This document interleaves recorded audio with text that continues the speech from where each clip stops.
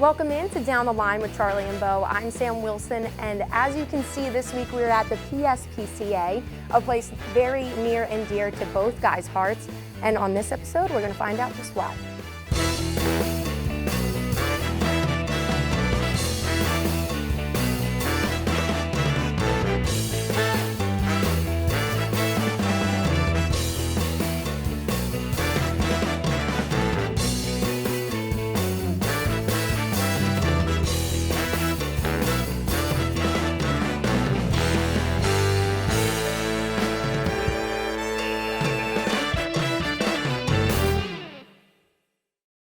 Down the Line is brought to you in part by the Valley Forge Tourism and Convention Board.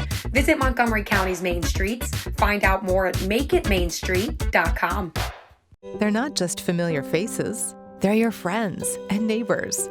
It's their small businesses, a beating heart that makes a neighborhood a home, where personality is served on a plate and imagination paints a brighter world. A place where fresh is always in stock with a personal touch passed down through generations. Support small and make a big difference. Make it local. Make it Main Street. Make it Montco.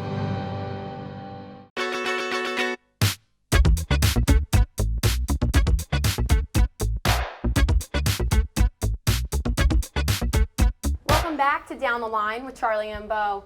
I understand this place is very special to both of you guys, but especially you currently, Larry. Yeah, Sam, this place is special. You know, Charlie and I love baseball, but we also love animals.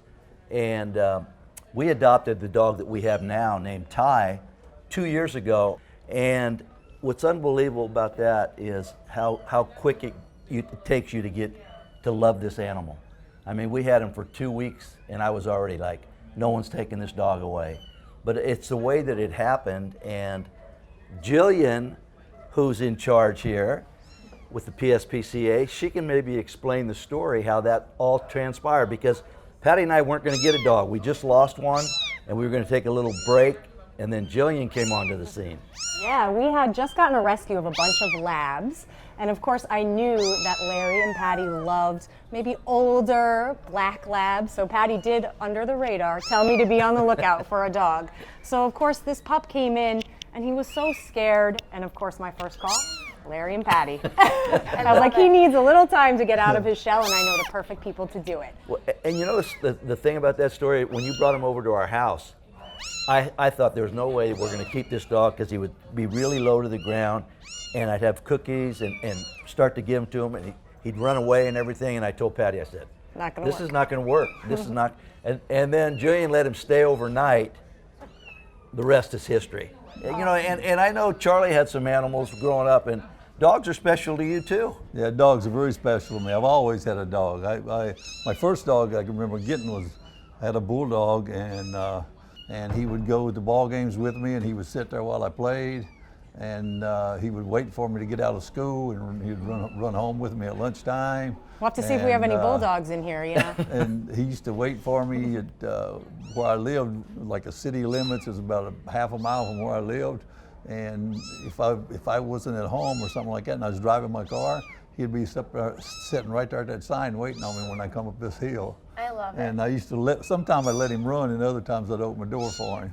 Dogs are loyal babies. You know what's amazing about dogs, especially dogs, is you can have the worst day of your life, and when you walk in that door, they're as happy as can be, and it sort of takes your mind off what just happened to you during the course of the day.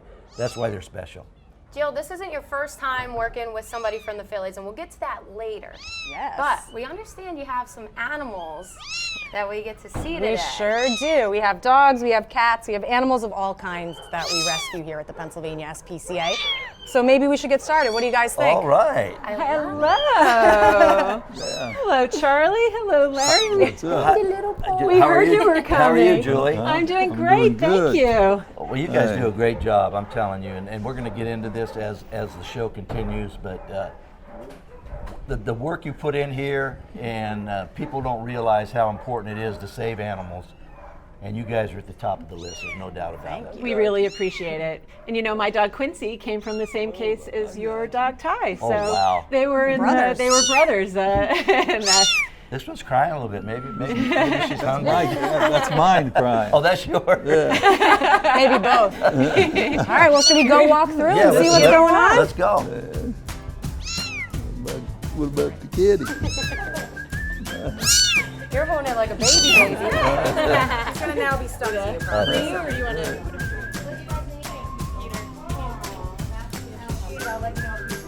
Here we are, guys, in our hospital, which is the place where all of our animals who need a little bit of extra TLC come to get better.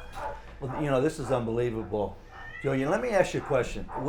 Our main objective here is to get people aware of what you do. Absolutely. Now, there's a little bit of controversy for me. Maybe you can explain it. What's the difference between the PSPCA and the ASPCA? Because they're two different. It's an important question because it's very confusing. Even before I started working here, I was confused by it. So the Pennsylvania SPCA, we really are your local Pennsylvania animal shelter. So we're the ones who are going out and rescuing animals from cruelty and neglect here in the state of Pennsylvania. The ASPCA, to their credit, has done a wonderful job marketing themselves, advertising themselves, but they, like us, are a shelter instead in New York State. So that's where they're based. They do all of their work. They will, of course, go to disaster situations and help out there, but really we are the ones here in Pennsylvania that are doing the work. So our humane law enforcement team, we're out on the streets rescuing animals, rehabilitating them here in our hospital, and taking care of the local pet population. Julian, the animals, once you get rescue them off the street, how long do you keep them? And also, over a given time, what happens to them? Yeah, so I think what really sets apart the work that we do here is that when animals come into our care, the clock stops. So there is no length of time that we have to get them out of here by. We've had animals that have unfortunately been here for 3 years, whether that's because they're tied up in a court case or they've had a tough time getting adopted or finding a home. Or, some of them get out of here much more quickly, like the kittens that we've seen today. They'll be out of here in no time. So we really pride ourselves in that we take the time to rescue animals, rehabilitate them, and find them loving forever homes, no matter how long that takes. But speaking of animals, during the pandemic, our cruelty work didn't stop. We still had to be out on the streets rescuing animals from cruelty and neglect. And I think we have two that just got here recently. Oh, wow. I got some that more I'd friends love for to you. introduce you to. Hey, what's up? There you go. How's it going? Little boy. What's up, buddy? He's a little frisky, so. So we have two little doodles here, Wow. which is something that's an important thing to point out too, that you can find animals like this in a shelter. Right. Oftentimes people will say, well, they only have pit bulls, which is true. We have pit bulls here, absolutely. But we also have animals of all kinds. So these guys were rescued by our humane law enforcement team just last week, and they are doing great here now. You mentioned the law or the officers that come in and rescue off the street, and then also obviously we're in your animal hospital. So what are some of the services you guys have at the PSPCA as well? Well, I'm going to give Charlie this dog to take home. First of all, that is happening. But we offer lots of services. So not just to our homeless population, which is of course where we are now in our shelter hospital, but also to the community that we serve. So we have a wellness clinic where we have low-cost veterinary services, low-cost spay-neuter, which is obviously so important in the work that we do. And we have a humane education person who goes out and provides food and support to the community as well. So we have lots of things. I always like to say that our mission is not only to find animals homes, but to keep them there. So we're working on doing that each and every day out in the community and also here behind the doors of the work you see. Well, I tell you what, Julian, you guys do an unbelievable job. And anybody that comes in here and puts one of these in their arms and walks away, Yeah. I don't know how they do it, because you got me with Ty. But the job that you do, I hope everybody in the Philadelphia and surrounding areas notice this, and we need everybody's help out there. There's a lot of these good puppies out here that need a home, and the work that you guys do is unbelievable. And you bring up such an important point. We couldn't do this work without the support of the community. We're funded completely on donations, don't receive any city, state, or federal funding. So we do this work because we want to do it, and we need the support to continue to do it. Oh, that's great. You know the old saying about dogs? They always love you, although you make mistakes. Exactly. Well, let's go find out more about how we rescue some of these dogs. We'll be right back with more from Charlie and Bo.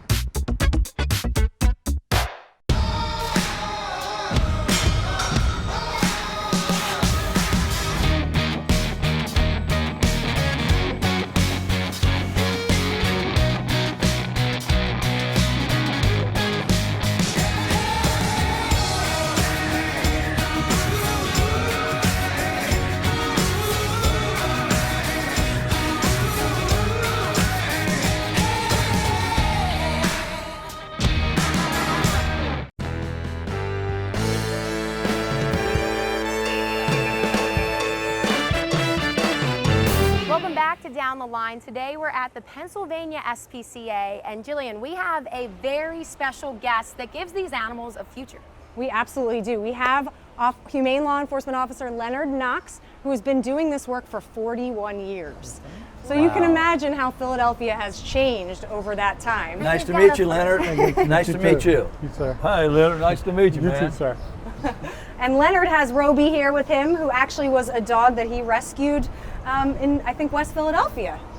North Philadelphia. North Philadelphia. So what did Roby look like when you first saw him? He was chicken infested, running loose down the street. And the smaller dog was chasing him. Wow. It was amazing because the dog was so small and it should have been the other way around. Roby was being chased, but obviously looks a little different now. Yes, Leonard, so you've been doing this for 41 years. yes. What has been your motivation? I can't imagine some of the stories. Do you Well- just really love these animals, and does it motivate you seeing them in these kind of situations? Well, it's different things every day when we go out there. It's nothing really the same. You know, different people, different animals, and the way they are, you know, some are good, some are bad situations. Wow. So you don't just rescue dogs, you rescue all kinds of animals. Whatever they're being abused possible. Unbelievable. So in your early days, what do you think was the craziest animal you saw? There was a tiger in a residence around 7th and Master, and it was in a second floor apartment. And Wow. Got out, I think, one So you day. rescued a tiger? yes, How do you round up a tiger? well, it was just about the size of Roby here. Oh, wow. Oh, And, so it was a cub. It was young, very young, but it still was a tiger. Yeah, no kidding. You know what? It sounds like not only do you do a great job, but I just noticed the weapon on your side. Yes. Obviously, you go into some houses where maybe people are on drugs or they're not really in their right frame of mind. Have you had to use that anytime you've gone anywhere? Well, we have to, when we do search warrants, when you're going into someone's property, you don't know what's behind that door. So you want to be armed because you don't know if they are, and as well as animal fighting, dog fighting, cockfighting, different things like that. If we go into a raid where they are having this situation going on, they're armed. So you don't want to be standing there saying, we want to place you under arrest, and they tell you, no, you're under arrest. Right. Well, I tell you what, the job you do is unbelievable, but the pressure that you're on, not knowing when you go into a house what to expect. I mean, I take my hat off to you, and doing it 41 years, we would rather be in the batter's box trying to hit a 99-mile fastball than what you're doing, because you do a tremendous job, Leonard. And hopefully the people out there can realize the PSPCA needs donations, people. And people like Leonard, they only come around once in a while, and he does a tremendous job. I have a question. So you've been here 41 years. Is Yeah. it a 24/7 type job? Like, how many calls do you guys frequently get to come rescue animals? We're on a daily basis, and we're on call as well. So it's ongoing. Even through the middle of the night, you might get a call and you have to go out. When was your last vacation? Do you get vacation days? Sounds like you're pretty busy. Yeah, I get vacation. Take it every now and then. How many law enforcement people are working? Here in the city right now? Yeah. With us, it's around 5 right now. Oh my gosh, Yeah. 5 Yeah, so people we covered. have- In the city That here. many people covering Philadelphia, and then we Yes. also cover other counties throughout the state of Pennsylvania.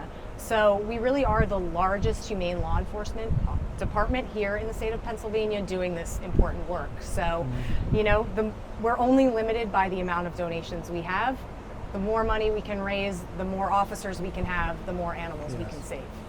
Well, before we end this segment, we have something coming up, because I've been part of it, and it's the Wine and Dine, right? Bark and Wine. Bark and Wine. Yes. And when is that? That's in November, so we're gearing up hopefully this year to be back in person. And we also have a golf tournament, I heard. We have a golf tournament, the Springer, which is in September. So there really is something for everybody, whether you want to get dressed up for a gala or hit the links. You know, there are plenty of ways to support other than just making a monetary donation. Where can people find out about the events coming up and find out how to donate to them? Yeah, so head to our website, which is pspca.org. It lists all of our upcoming events, and of course, keeps everybody updated on the animals we have for adoption, the rescue work that we're doing, and how to support our humane law enforcement, which really is what we consider the most important thing we do here. Well, I've been to the Bark and Wine. It's an unbelievable event, and people come out. We're honoring Leonard. Unbelievable. About I'm time, definitely Leonard. going to be there. About I'm definitely going to be there again. That's great. Congratulations. Thank you. Nice meeting you too today. Enjoyed talking to you. Well, coming up next, we have a very special Phillies family member that has also had a lot to do with the PSPCA. So stay tuned.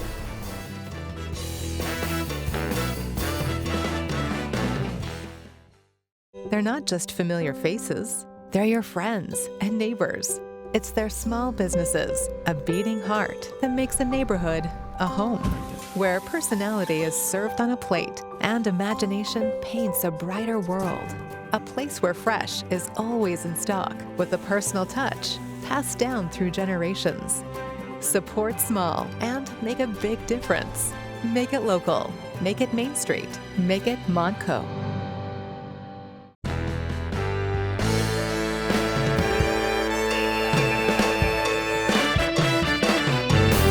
Thank you guys so much for coming. The Phillies organization has been so good to us for so long, starting with Chase Utley and his dog Jack, who unfortunately just passed away. Wait a minute, I have an idea. Jillian's idea? Nothing better than a Zoom call with Chase and Jen, and Charlie is quick to jump on. Basically what we want to talk about Jack, have fond memories of Jack, and both of you guys kept him for a long time, and he was one of my favorite dogs, although I was kind of scared of him. Because although he laid under my desk, and when I wanted him to move, he'd always growl at me. And I remember when you used to take him down the dugout and he'd take off running. He'd run all over the field, man. I mean, he would never stop. And I remember one day this one guy was cleaning off the home plate, and he had a rake. I don't know if you remember or not, but Jack and actually took the rake away from a guy, and the guy got scared. I remember. I wanted to talk about those things, but anyway, I kind of want you to say things about you and Jen both say things about getting Jack, the time you got him, and also being representing the Humane Society here in Philadelphia. And actually, we want to try to make as big a deal out of it as we can for, for people to enjoy animals instead of being cruel to them. Sure. First off, thanks guys for having us on the show and spending time at the SPCA. That's really dear to our hearts. And I'll let Jen take it from here, and I'll come back. What am I? Take it from here. How Jack? Oh my God, we're back to Chase interview zone. It's like short and sweet. Short, sweet, to the point. See you later. We're used to it. Right. This is their show. Let them tee it up for a second. Let me ask you a question. I got a question for you. Everybody misses Chase on the baseball field, no question about it. He is the man. But how is life coming along with Chase being at home every single day? Is there a big adjustment there? Well, I think that having retirement attached to COVID was like the perfect storm. Oh, okay. Not only did he have nothing to do every day, he was literally in the house every day, all day, with me and my kids. And it was like, it was beautiful. I went from, a lot of alone time to being like a house full of boys. That's good. Hey, how did you adopt Jack? I mean, how'd that sort of transpire, and how'd you get associated with the PSPCA? Sure. So it started obviously when Chase was playing, and we were living bi-coastal, seasoned Philly, and then back in California. And I really wanted to do something. I've always loved working with animals and having that be a part of my life. So I started volunteering, ended up joining the board, and, of course, bringing that to the Phillies and creating all these Save a Pet at the Park and calendars. And we can talk about that later. But specifically, Jack's case came in one night. It was a cruelty case that was a huge dogfighting ring. The mother and the father had been pulled out. Jack was one of the puppies, which is very fortunate that the SPCA rescued them before they could be sort of put into that world. And we had done a photo shoot for Philly magazine, I think it was. And we had the idea, just because of the uniforms, we had all these gray and white pit bull puppies at the shelter. And so we're like, great, let's bring them and we'll use those for the photo shoot. And they were all flying all over the place, and they were, little. But that's how we adopted him. And he just changed our lives and truly became the inspiration for all of our work. And still is. That's a great story. Hey, let me ask you something now. I know that you've done a lot of community service and everything, but you have a company called Shop Vetted that's on a blog. Maybe you can explain how that is going and how that started. Yeah, so I actually launched it in March of COVID, which was kind of ironic. I think also it had something to do, I've been trying for a while to figure out something for myself after we left Philadelphia. The, Pennsylvania SPCA was so built into my life that when we left and came to LA, I was a little rudderless, to say the least. And my kids and their school sort of took that over. So when he retired and we were sort of at home, I trying to figure out what to do. I used to work in the fashion industry, which is, as I try to teach through Shop Vetted, a really horrific industry in terms of animal cruelty, with leather and wool and fur and feathers and everything that you may or may not think about and associate. And so I sort of took my two loves, animals and fashion, and I created this blog and also shop site for information on how to, shop in a very cruelty-free but still stylish and chic way. So it offers options to people instead of just saying, don't do this, don't do that. It offers education and also more sort of conscious and cruelty-free options.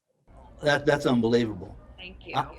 I know that we have a question for First of all, are you bored not being around baseball? I know you're still with the Dodgers, right, in some capacity? Is that right? Yes, that's correct.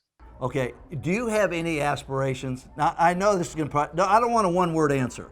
Do you have any aspirations down the road of managing, coaching, being in front office, being a general manager, anything like that? I know your children are young and you still want to be at home, but are those in your mind at all? I'm trying to keep a foot in the door.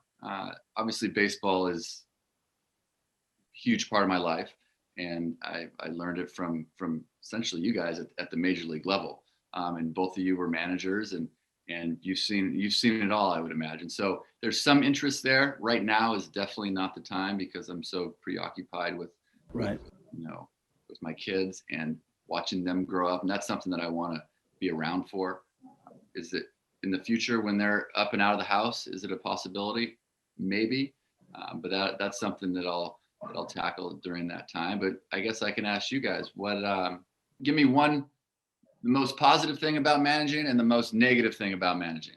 The most positive thing about managing, obviously, is winning. We both love to win. The most negative thing is answering questions when you're on an 8 or 9 game losing streak. Whose fault is it? Why didn't you do this? Why didn't you do that? All the second guessing that comes into play. That was it for me. But you guys didn't lose that much, Chuck. Device I'm going to give you, if you ever had a Pete the Cat in his white shoes, I play it for my little 4-year-old Jack at home. Yeah. And he's my grandson.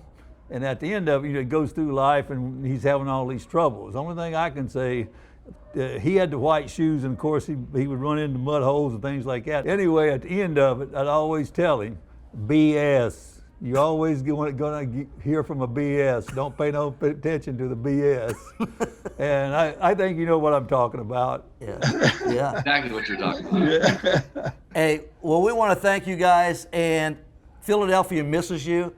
If you ever want to get on an airplane for a long weekend, come on back, because everybody will have open arms for you guys. You've left a tremendous mark here in Philadelphia. No, we appreciate it. And Jen and I have talked about Philadelphia a lot lately, and we do miss it as well. So we will find our way out there soon enough. All right, guys, you take care. Look forward to seeing you, and thank you guys a lot. No, thank you guys. See you guys. We'll be right back with more from Charlie and Bo.